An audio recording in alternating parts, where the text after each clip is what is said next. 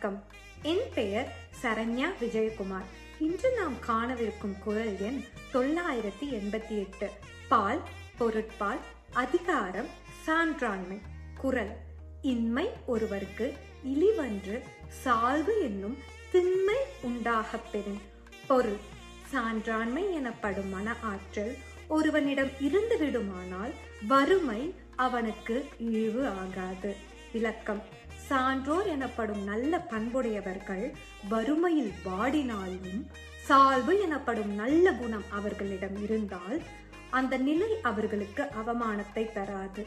வறுமை என்பது செல்வம் இல்லாத நிலை.